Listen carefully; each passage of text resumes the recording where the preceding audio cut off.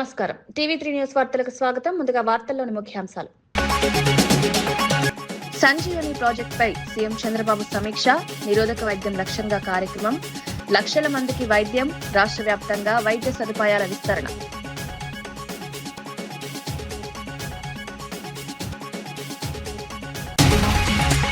సంక్షేమ పథకాలపై మంత్రి పొంగులేటి దృష్టి, కళ్యాణ లక్ష్మి చెక్కుల పంపిణీ, ఇందిరమ్మ ఇళ్ల నిర్మాణం వేగంగా పూర్తి, పేదల సంక్షేమమే ప్రభుత్వ లక్ష్యం.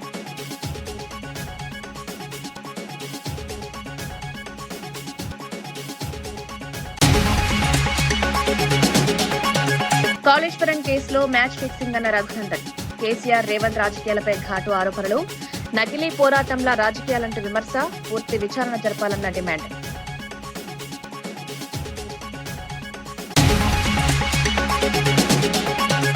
అమరావతి నిర్మాణంపై ఆర్థిక సందేహాలన్న పురుషోత్తం, రైతులకు ఫ్లాట్లు ఎప్పుడని ప్రశ్న, నిర్మాణ గడువుపై స్పష్టత ఇవ్వాలని డిమాండ్, పారదర్శకత లేక ప్రజల్లో అనుమానాలన్న వ్యాఖ్య.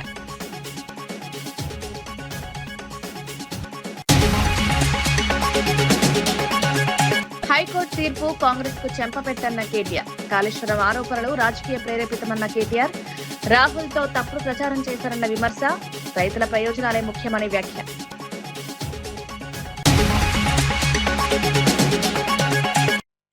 ప్రజల ఆరోగ్య రక్షణ కోసం సంజీవని ప్రాజెక్టుపై ముఖ్యమంత్రి చంద్రబాబు సమీక్షించారు. నిరోధక వైద్యం, ఆరోగ్య పరీక్షలు, వైద్య ఖర్చుల తగ్గింపు లక్ష్యంగా ఈ ప్రాజెక్టు అమలవుతోందని తెలిపారు. ఇప్పటి వరకు 1,00,000కు పైగా ప్రజలకు వైద్య సేవలు అందించగా లక్షల సంఖ్యలో మందులు పంపిణీ చేసినట్లు వివరించారు.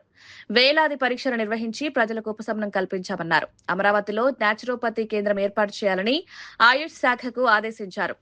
రాష్ట్ర వైద్య కళాశాలల నిర్మాణాన్ని వేగవంతం చేయాలని సూచించారు. ప్రజల ఆరోగ్యమే ప్రభుత్వ ప్రధాన లక్ష్యమని స్పష్టం చేశారు.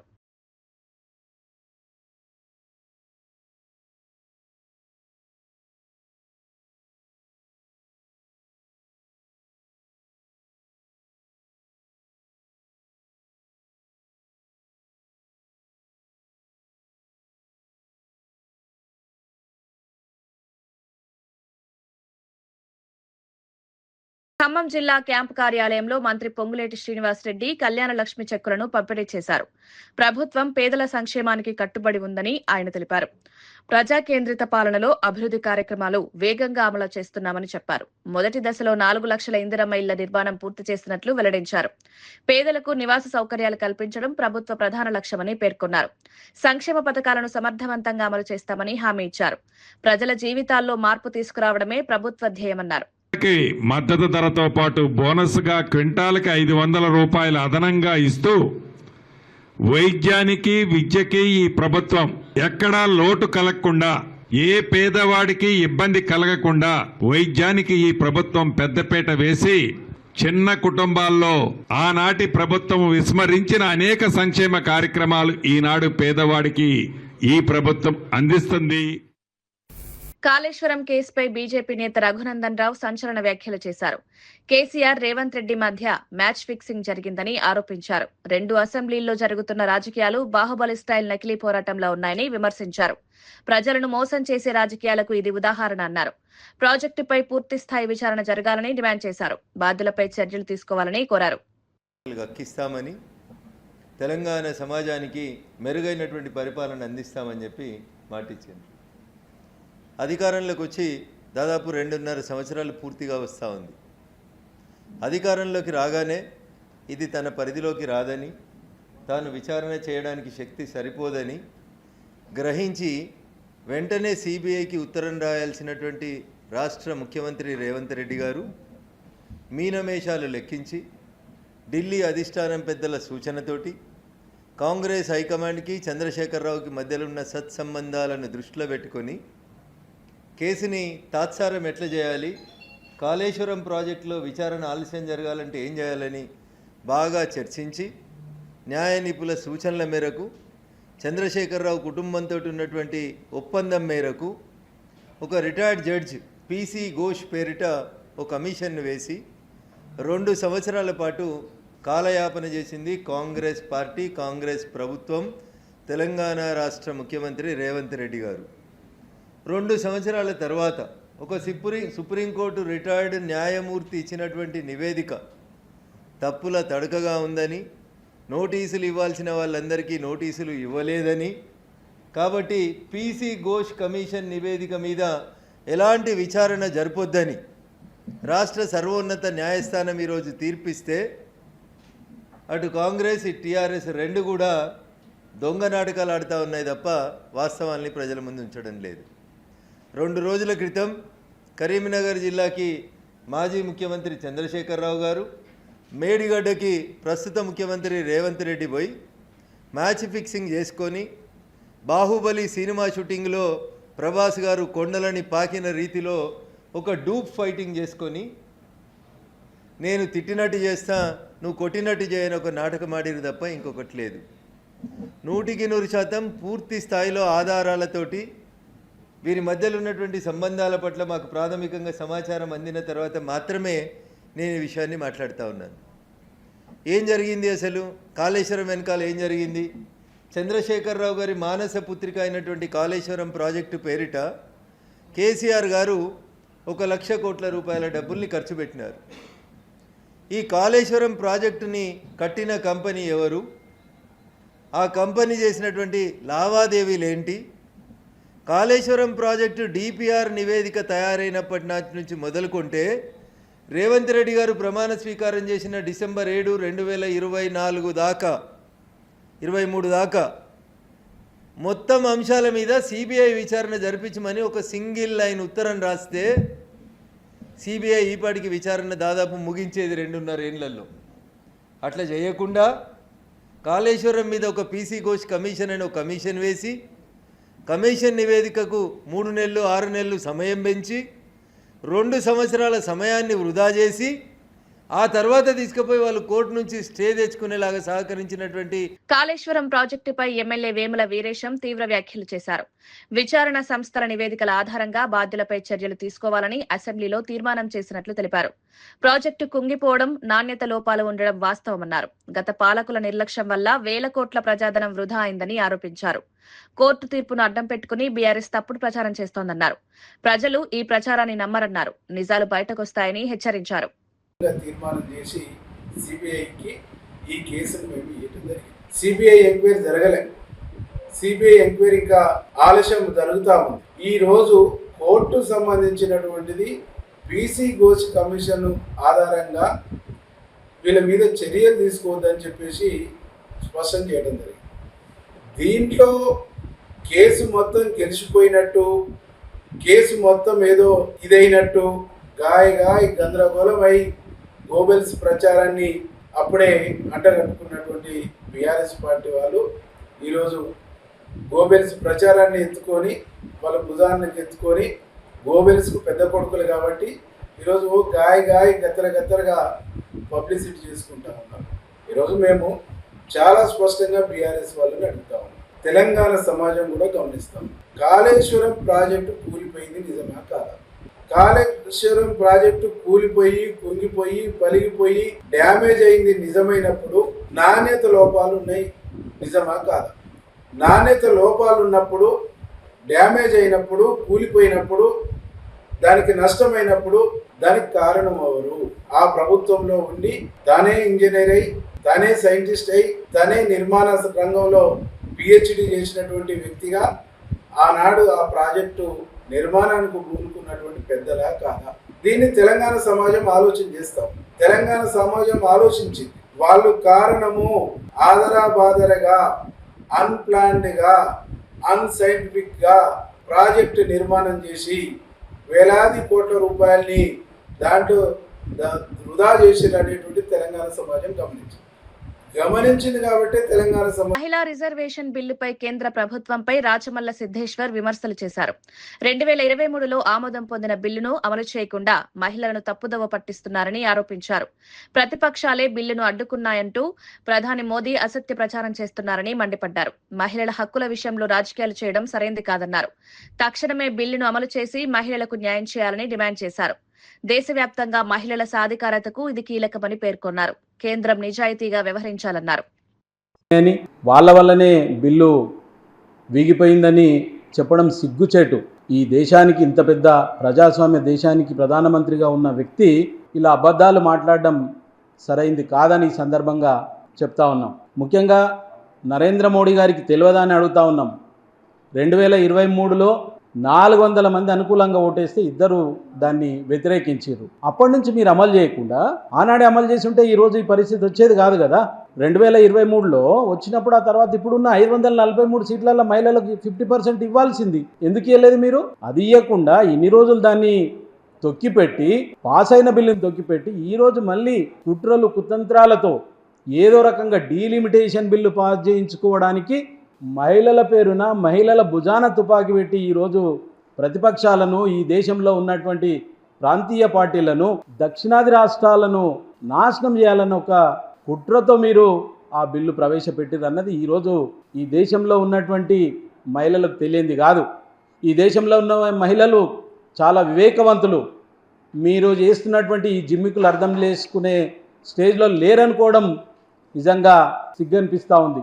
ఇప్పటికైనా మహిళా బిల్లు ఆల్రెడీ పాస్ అయి ఉన్నది, మీరు ఇంప్లిమెంట్ చేయండి.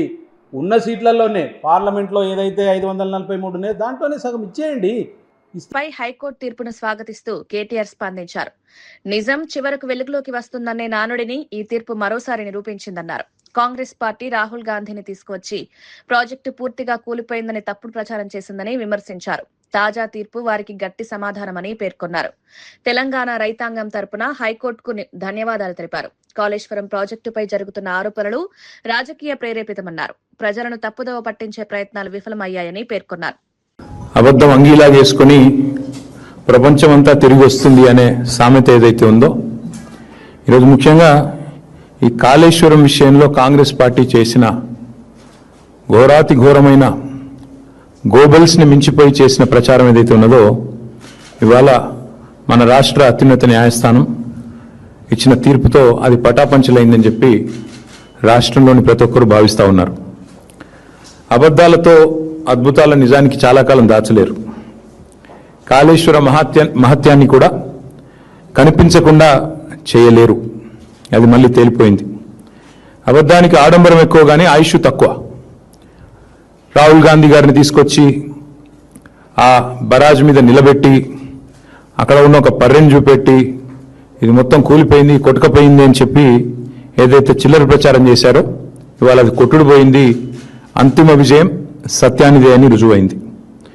గోబెల్స్ని మించి దుష్ప్రచారం చేసిన ధూర్తులు ఎవరైతే ఉన్నారో వారందరికీ ఇవాళ గూబ గుయ్యమనిపించే తీర్పు మన రాష్ట్ర అత్యున్నత న్యాయస్థానం ఇచ్చింది. ముందుగా రాష్ట్ర అత్యున్నత న్యాయస్థానానికి హైకోర్టుకి మా పార్టీ పక్షాన, మా అందరి పక్షాన, తెలంగాణ రైతాంగం పక్షాన వారికి హృదయపూర్వకంగా నా ధన్యవాదాలు తెలియజేస్తా ఉన్నాం.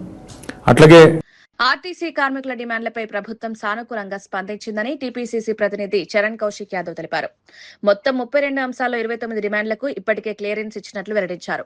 ప్రజలకు ఇబ్బందులు కలగకుండా సమ్మె విరమించాలని కార్మికులకు విజ్ఞప్తి చేశారు.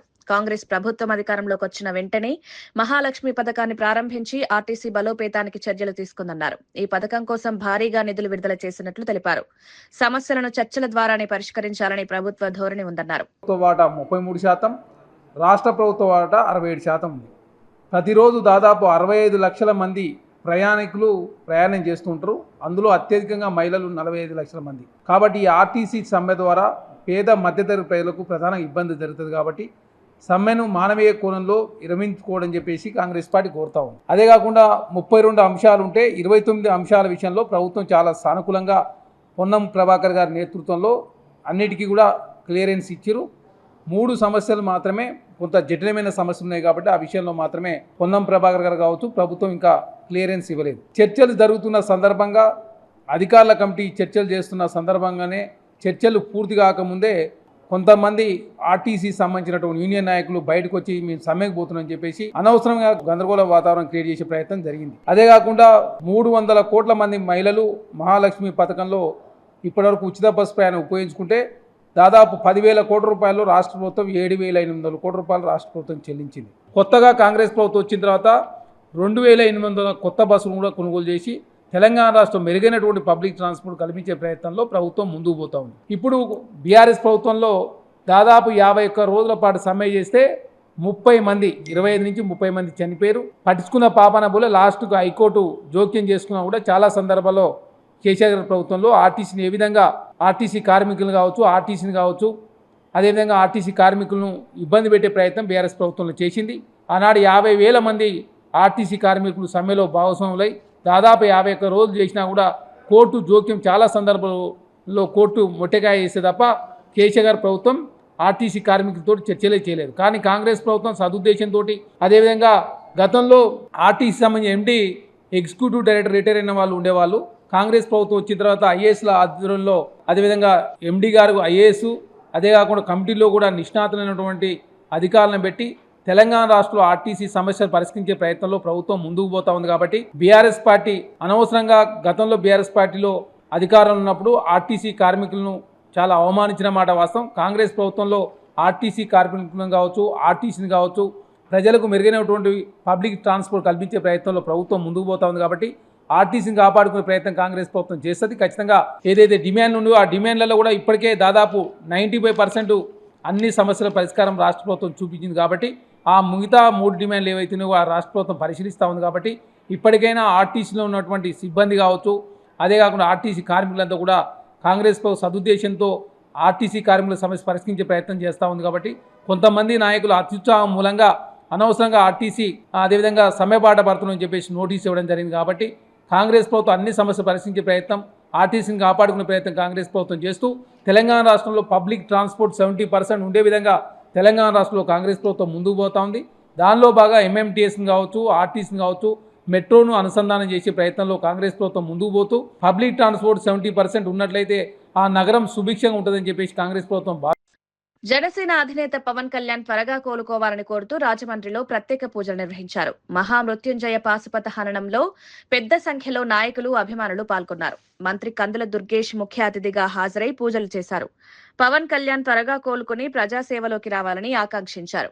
ఆయన ప్రజల కోసం పనిచేసే నాయకుడని పేర్కొన్నారు. ఈ పూజా కార్యక్రమం ఆధ్యాత్మికంగా ఎంతో ప్రాధాన్యత కలిగిందన్నారు.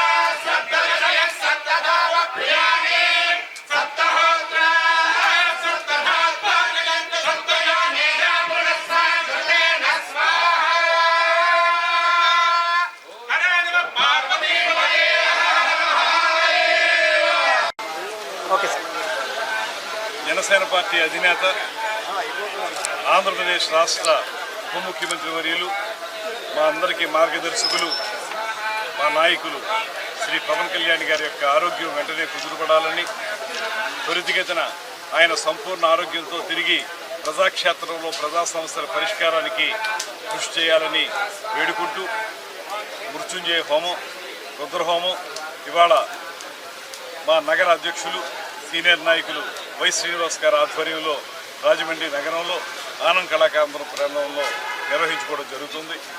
ఈ కార్యక్రమంలో ప్రధానంగా జన సైనికులు, వీర మహిళలు మేమందరం కలిసి కోరుకునేది ఒకటే, ప్రజల కోసం, ప్రజల అధికారం కోసం పార్టీని స్థాపించి ఆ పార్టీని ఈ స్థాయికి తీసుకురావడానికి ఒక దశాబ్దం కాలం పాటు అకుంఠిత దీక్షతోటి కార్యక్రమాలు నిర్వహించి మమ్మల్ని అందరినీ కూడా ఒక దిశానిర్దేశం చేసి ఒక బలమైనటువంటి రాజకీయ పార్టీగా తయారు చేసి ఇవాళ అధికారంలో భాగస్వామ్యం పొందినటువంటి సందర్భంలో ఉప ముఖ్యమంత్రి వర్యునిగా అదేవిధంగా చేపట్టినటువంటి శాఖల ద్వారా ఇతరత్ర శాఖల ద్వారా ఈ రాష్ట్రాన్ని సుసంపన్నం చేస్తున్నటువంటి శుభ సందర్భంలో ఒక అద్భుతమైన ప్రగతితోటి ఈ రాష్ట్రాన్ని ముందుకు తీసుకెళ్తున్నటువంటి నేపథ్యంలో ముఖ్యమంత్రి శ్రీ చంద్రబాబు నాయుడు గారి యొక్క సంపూర్ణమైనటువంటి సహకారంతో అనేక కార్యక్రమాలను చేపడుతున్న నేపథ్యంలో ఆయనకి చిన్నపాటి అనారోగ్యమైనప్పటికీ కూడా అది పూర్తిగా దాని నుంచి బయటపడాలని సంపూర్ణ ఆరోగ్యవంతునిగా తిరిగి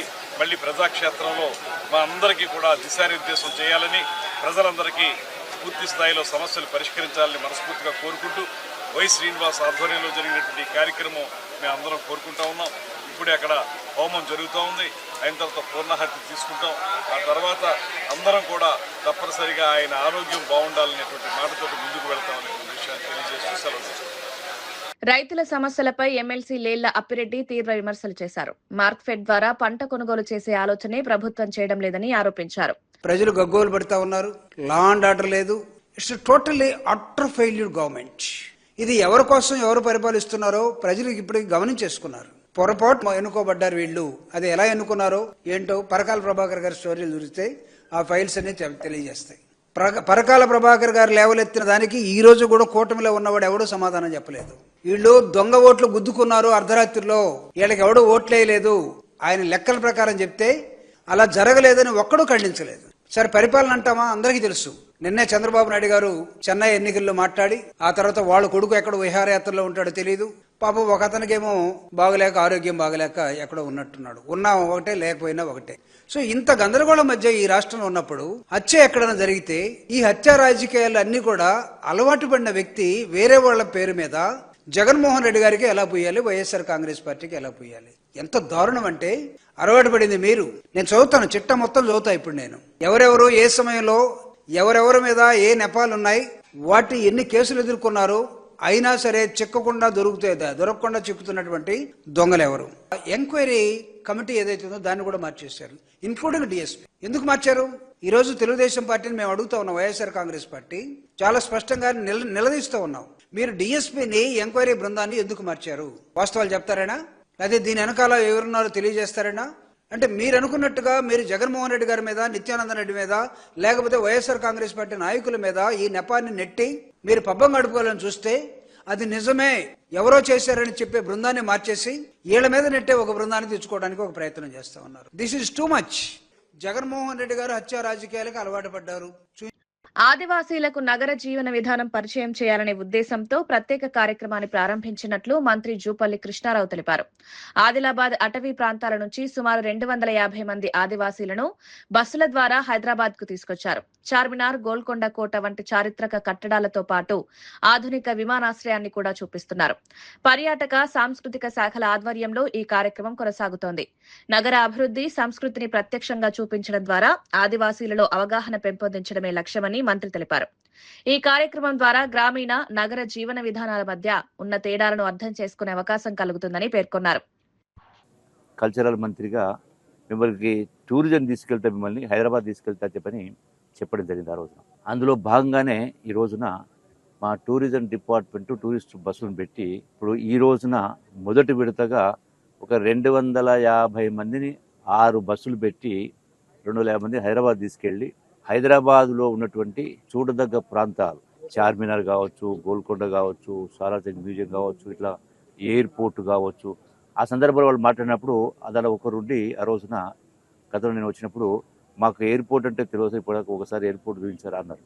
సో అంటే చారిత్రక కట్టడాలు, గొప్ప గొప్ప సాంస్కృతిక అంటే ఒక ప్రాంతాలు, సో వీటన్నిటినీ వీళ్ళని తీసుకెళ్ళి చూపించడం ద్వారా ఇప్పటికి కూడా వాళ్ళు గొప్ప చదువుకున్న పరిస్థితి కనపడిన, అంటే నాగరిక ప్రపంచానికి ఇప్పటికి కూడా దూరంగా ఉన్నట్టుగా కనపడ్డ సందర్భంలో వీళ్లకు ఈ యొక్క హైదరాబాదు ప్రాంతాన్ని, అభివృద్ధి ప్రాంతాలను చూపించడం ద్వారా వాళ్ళ లోపల కూడా మా పిల్లలు కూడా గొప్పవాళ్ళు కావాలి, ఇటువంటి ప్రాంతాల్లో వాళ్ళు కూడా తలెత్తుకొని బతకాలి, వాళ్ళు కూడా విద్యాబుద్ధులు చెప్పించాలి, ఒక ఈ యొక్క సంస్కృతి మన యొక్క గొప్ప ప్రాంతాల వీటిని అంటే మాకు కూడా అటువంటి పరిస్థితి రావాలనేటువంటి ఒక ఆలోచన కలిగించడం కోసం. అట్లాగే టూరిజం అంటే విదేశాల నుంచి రప్పించడమే కాదు, దేశం నుంచి రప్పించడమే కాదు, మన రాష్ట్రంలోనే 3,50,00,000 మంది సుమారుగా ప్రజలు ఉన్నారు. సో వాళ్ళు కూడా ఈ యొక్క టూరిజం ప్రాంతాలు చూడడం ద్వారా మన సంస్కృతి ఏంది, జీవన విధానం ఏంది, అభివృద్ధి ఏంది, ఇవన్నీ కూడా వాళ్ళకు కూడా తెలియడం ఒకటి. దాంతోపాటుగా వివిధ ప్రాంతాలు, ఎందుకంటే మనకి గొప్ప గొప్ప అంటే ఏ సాంకేతిక పరిజ్ఞానం లేనటువంటి వందలాది సంవత్సరాల క్రితం, వేలాది సంవత్సరాల క్రితం నిర్మాణమైనటువంటి గొప్ప గొప్ప కట్టడాలు మనం నిర్మాణం చేయలేము. జీవితం అనేది ఒకటే, మళ్ళీ మళ్ళీ పునర్జన్మలు ఉండవు, నేను నమ్మను కూడా. అంటే ఉన్న జీవితంలో కనీసం మనం అతి పురాతనమైనటువంటి ఇంత గొప్ప గొప్ప కట్టడాలు ఉన్నప్పుడు కనీసం చూసి తరించాలా, విని తరించాలా. కాబట్టి తద్వారా మనం అందుకోసమే ఈ టూరిజం ప్రమోట్ చేయడం, అట్లాగే కల్చర్ ద్వారా కూడా తెలియజెప్పడం ద్వారా, దాని ద్వారా వాళ్ళ యొక్క జీవన విధానంలో, వాళ్ళ యొక్క ఆర్థిక పరిస్థితుల్లో మార్పు రావడానికి ఇది దోహదపడుతుంది అనే ఉద్దేశంతో, ఉపయోగపడే ఉద్దేశంతో ఈ యొక్క వార్తలు ముగించే ముందు ముఖ్యాంశాలు మరోసారి. సంజీవని ప్రాజెక్టుపై సీఎం చంద్రబాబు సమీక్ష, నిరోధక వైద్యం లక్ష్యంగా కార్యక్రమం, లక్షల మందికి వైద్యం, రాష్ట్ర వ్యాప్తంగా వైద్య సదుపాయాల విస్తరణ.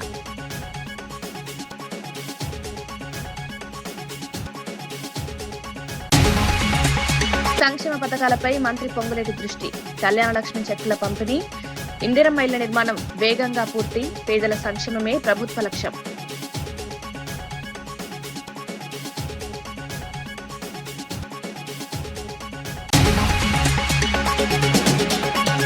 కాళేశ్వరం కేసులో మ్యాచ్ ఫిక్సింగ్ అన్న రఘునందన్, కేసీఆర్ రేవంత్ రాజకీయాలపై ఘాటు ఆరోపణలు, నకిలీ పోరాటంలా రాజకీయాలంటూ విమర్శ, పూర్తి విచారణ జరపాలన్న డిమాండ్.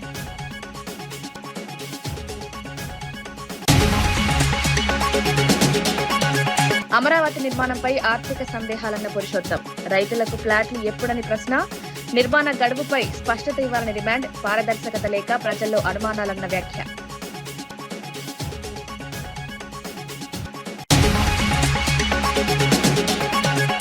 హైకోర్టు తీర్పు కాంగ్రెస్ కు చెంపపెట్టన్న కేటీఆర్, కాళేశ్వరం ఆరోపణలు రాజకీయ ప్రేరేపితమన్న కేటీఆర్, రాహుల్ తో తప్పుడు ప్రచారం చేశారన్న విమర్శ, రైతుల ప్రయోజనాలే ముఖ్యమని వ్యాఖ్య.